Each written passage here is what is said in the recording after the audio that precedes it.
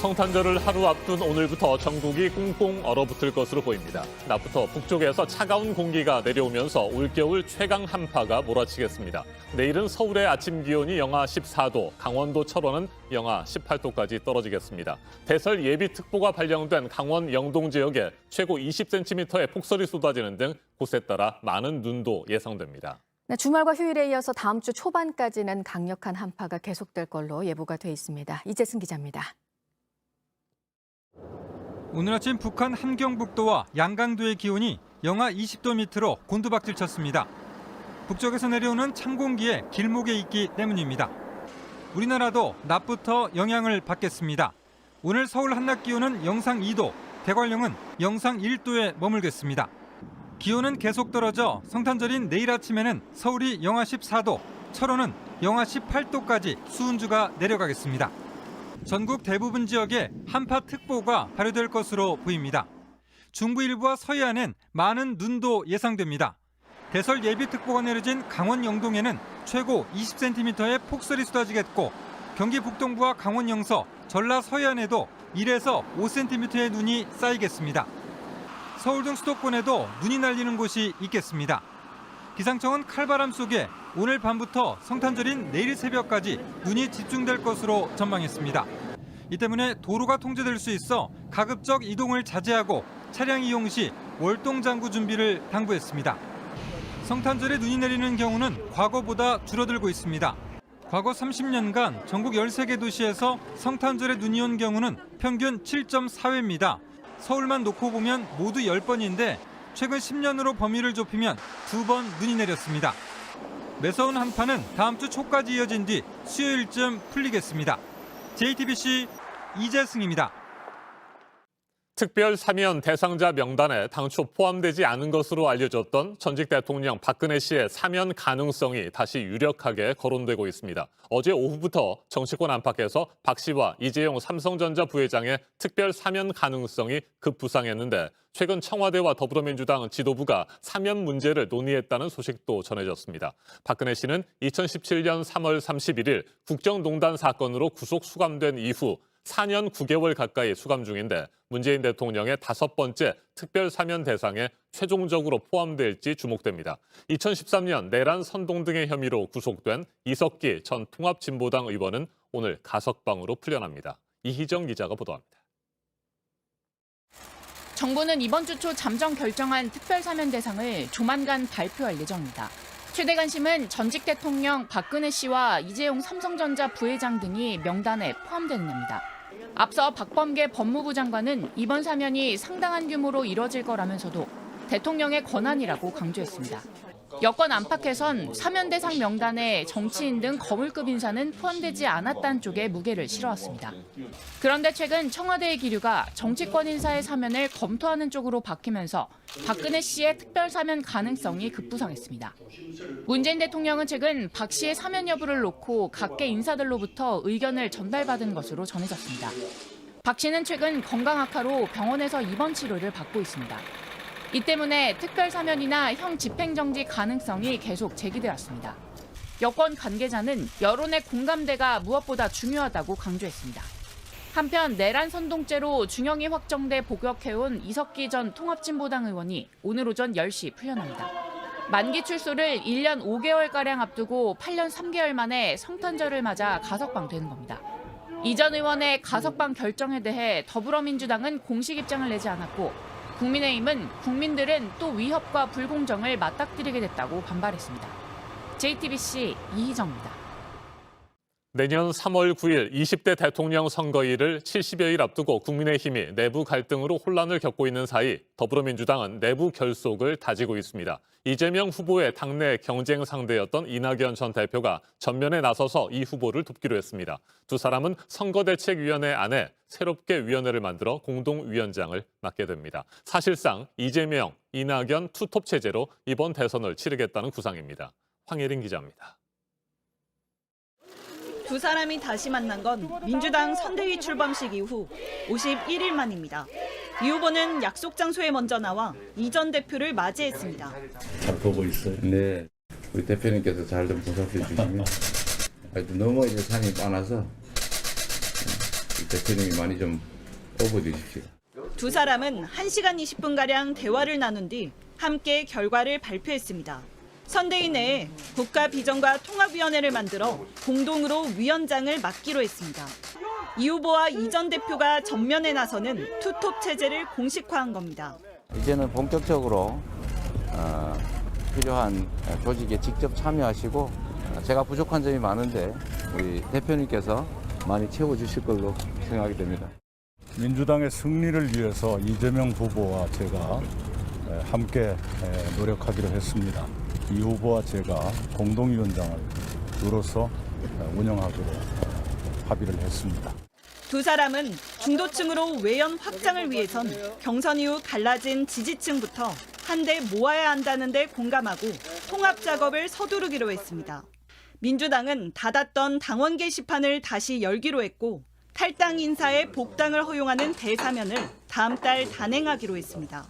민주당은 이 전 대표의 등판이 자중질환에 빠진 국민의힘과 극명한 대비를 이룰 걸로 판단하고 있습니다. 호남 민심을 결집해 정체된 지지율을 끌어올릴 거란 기대도 있습니다. 선대위 관계자는 최근 상승 분위기를 굳건하게 하는 분수령이 될 것이라고 말했습니다. JTBC 황예린입니다.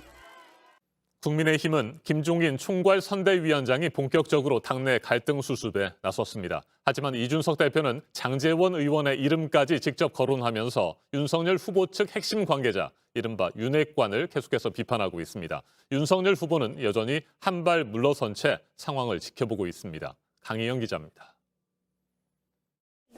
윤석열 후보 핵심 관계자, 이른바 윤핵관은 국민의힘 선대위 갈등의 핵심입니다. 김종인 위원장은 윤핵관을 경고하는 것으로 내분을 매듭짓고자 했지만 후보와 좀 개인적으로 좀 가까워지는 거니까 나는 내 나름대로 뭘 해야 되겠다 하는 이렇게 생각하시는 분들이 많이 있는 것 같아요. 주의를 갖다 경주해 주시겠다 다시 한번 이게 당부를 드립니다.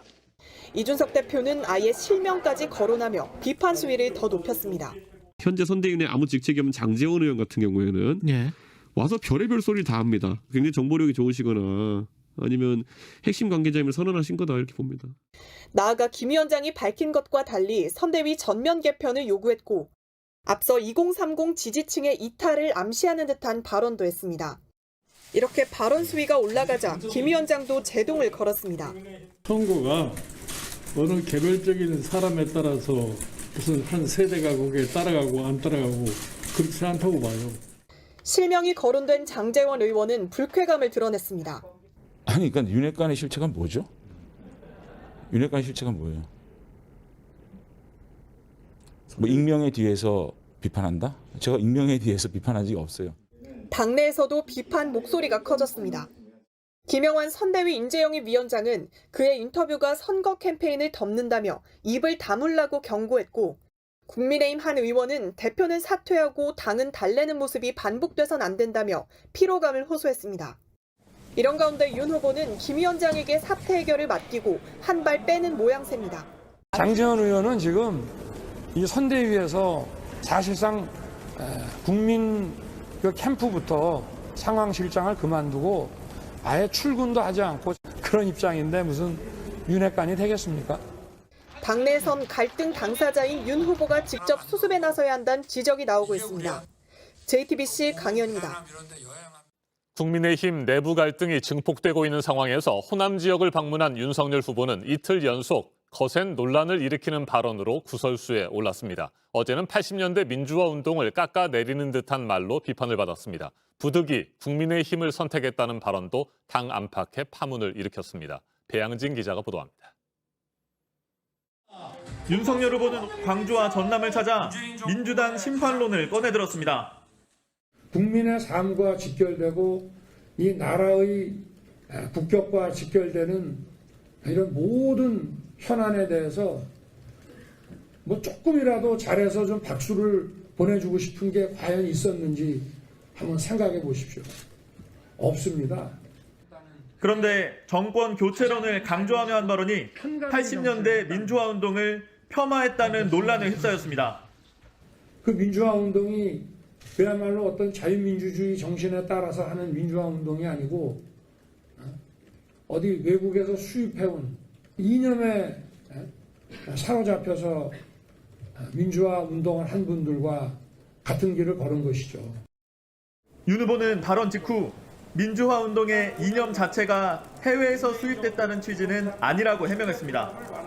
민주화가 되고 문민화가 된 이후에도 그런 이념 투쟁들 또 그런 이념에 사로잡힌 그 운동권에 의해서 우리 사회의 발전에 발목이 잡힌 경우가 많았다. 이런 남미의 뭐 종속 이론도 있을 테고 또 북한에서 수입된 주사파 주체 사상 이론도 있을 테고. 민주당은 즉각 반발했습니다. 윤 후보가 5.18 민주항쟁, 6월 항쟁 등 국민의 힘으로 성취한 민주화 역사를 또다시 폄하했다며 왜 전두환 씨가 정치는 잘했다고 했는지 윤 후보의 본심을 이제 알겠다고 꼬집었습니다. 윤 후보가 국민의힘의 혁신을 강조하면서 꺼낸 발언도 도마에 올랐습니다. 부득이 국민의힘을 선택했다고 한 겁니다. 저도 이 정권을 교체를 해야 되겠고 민주당에는 들어갈 수가 없기 때문에 제가 부득이 이 국민의힘을 선택했습니다마는 극빈하고 배운 것이 없는 사람은 자유가 무엇인지 필요성도 느끼지 못한다는 발언에 이어 윤 후보는 1박 2일 호남 일정 내내 설화에 시달리고 있습니다. JTBC 배양진입니다. 코로나 환자들이 중증으로 나빠지는 걸 막기 위해서 먹는 치료제를 알약 형태로 집에서 먹을 수 있도록 미국이 화이자의 치료제를 처음으로 승인했고요. 우리나라에서도 이 먹는 치료제를 더 많이 또 빨리 들여오기 위해서 협상을 진행하고 있는데요. 머크에서 개발한 알약 치료제도 미국에서 승인이 됐습니다. 하지만 이 치료제는 약의 효과와 부작용으로 볼 때 제한적인 역할을 하는데 머물 거란 전망입니다. 워싱턴 김필규 특파원입니다. 오미크론 변이가 퍼지고 있는 미국의 일주일 평균 하루 확진자가 16만 8천 명을 넘었습니다. 델타 변이로 하루 16만 4천 명이 확진됐던 지난 9월 2일 수준을 뛰어넘었습니다. 현재까지 하루 25만 명 확진자가 나왔던 지난 1월이 최고 기록이었습니다. 뉴욕타임스는 지금 같은 추세면 여행객이 몰리는 연말 하루 100만 명까지 치솟을 수 있다고 경고했습니다. 하지만 바이든 대통령은 공항에서 백신 접종을 증명하는 등의 조치는 아직 필요 없다는 입장입니다.